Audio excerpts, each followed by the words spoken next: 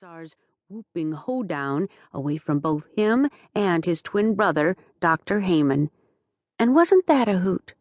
Twins, separated as boys and ending up with different last names. The only thing they had in common, as far as she could see, was their incredible talent. She drove very carefully until her head was pounding so hard and she was feeling so woozy she was swerving like a drunk, which she supposed she was. No cops, please. Too much humiliation. She eased her ancient Spider to the curb of Tinsel Tree Lane and shifted into neutral. She pressed her forehead against the steering wheel, willing the world to stitch itself back together for her, swearing to any power listening that she'd go back to her one-drink limit. She'd made that promise when she was only 16, after sharing a bottle of hooch with her boyfriend, Davy Foreman, and wanted to die, certainly not have sex with him in his daddy's Mustang.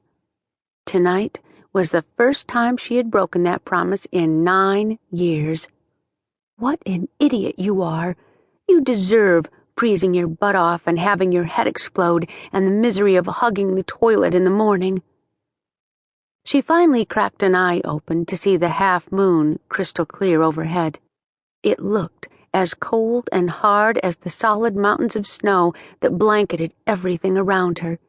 Trees, street signs, cars, mailboxes. Big snow, the locals called it. Unusual, the locals also said. Yet here it was, a big, honkin' snowstorm. At least it had stopped pelting down for a while, but they said it would begin again hard near dawn. She'd come to realize, after the first heavy snow in December, that if she hit a snowdrift, she and her Spider wouldn't be found until spring. Looking at the unrelenting white made her miss the warm, salty air of Santa Monica, scented with the night jasmine trellised on the stone fence surrounding her former apartment building. To top it off, her car heater was struggling to stay alive, her Spider no more used to this circuit-freezing weather than she was. She sure wasn't helping any, staying out all hours of this frigid night. It couldn't be more than 10 degrees and counting down. "Houston, we have a problem." She squeezed her eyes shut. What should she do? She became aware of how very quiet it was. Not a single owl hooting in the snow-drenched trees. Not a single car or truck engine tunneling through the snow on the interstate only a quarter mile away. No wonder. It was nearly 1 o'clock on Saturday morning. Only people she didn't want to know about were up this time of night. She looked around and sent a silent prayer of thanks upward that there weren't any cops either. She knew she wasn't up for convincing anyone she wasn't drunk. She'd probably shatter the breathalyzer. She raised her head after a few minutes, held perfectly still for a moment, noticed she didn't feel as dizzy, and blessed be her headache was throttling down. She shifted the Spider into gear and drove slowly, in a perfectly straight line, as only those who are impaired and know it do. After another 6 blocks, she turned off onto Hitchfield Avenue and then onto Lonely Bear Court.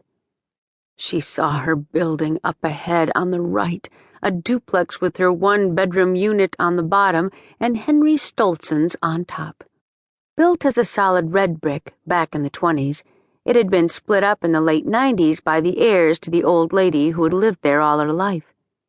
She looked up to see Henry's light on. Henry and his prized 6-inch goatee had helped her move in the day she had arrived in Maestro, fed her hot dogs and beer, and quickly became a good friend. He liked the popular songs she wrote and sang, even though he sat solidly in the classical corner, a gifted cellist who adored playing Jean-Baptiste Sebastian Braval's Sonata in C major. He seemed oblivious to most other people around him, only his music and his iPod tethering him to planet Earth. She turned into her parking spot next